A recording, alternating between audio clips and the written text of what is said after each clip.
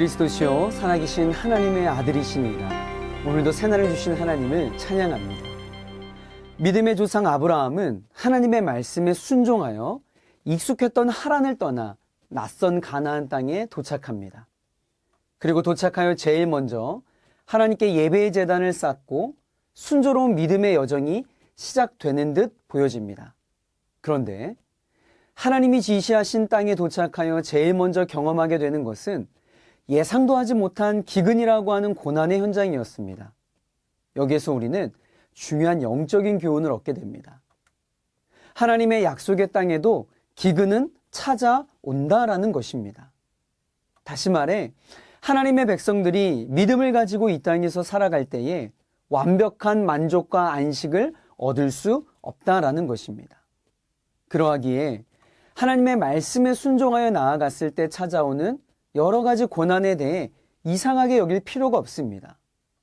오히려 그러한 위기의 순간에 우리가 어떠한 영적인 반응을 보여야 하는지에 대해 집중해야 합니다. 아브라함을 보십시오.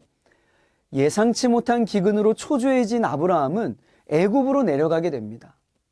상식적으로는 매우 합리적인 선택이라 할 수 있지만 신앙적인 관점으로 볼 때 하나님께 기업으로 약속받은 가나안 땅을 떠나 애굽으로 내려간 행동은 하나님의 말씀을 떠난 매우 인본주의적인 판단이라 평가할 수 있습니다. 그뿐만이 아닙니다. 애굽으로 내려간 아브라함은 애굽 사람들을 두려워하여 그의 아내를 자신의 누이라 거짓말하도록 꾀를 냅니다. 아브라함이 느꼈던 두려움의 원천은 무엇입니까? 생명의 주관자가 하나님이 아니라 바로 왕이라 착각했던 것입니다.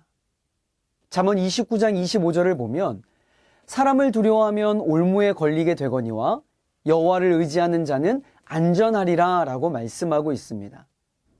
아브라함을 반면교사 삼아 우리가 얻어야 할 영적 교훈이 바로 이것입니다. 사람을 두려워하여 자신의 방법으로 문제를 해결하고자 하면 오히려 더 복잡해집니다. 얄팍한 인간적인 권모술수로 문제 해결을 하고자 접근하면 또 다른 문제만을 야기하게 되는 것입니다. 아브라함은 하나님의 약속을 받은 자로서 기근이라고 하는 인생의 문제를 하나님께 아뢰어야만 했습니다. 그리고 하나님의 방법으로 그 문제를 해결해야만 했습니다. 우리도 마찬가지입니다. 하나님의 말씀 따라 살아갈 때 예상치 못한 위기와 고난의 현장이 있을 것입니다. 그때에도 하나님을 끝까지 신뢰하며 나의 생각과 지혜가 아닌 가장 완벽한 하나님의 방법으로 나아가는 저와 여러분이 되길 축복합니다. 다 함께 기도하겠습니다.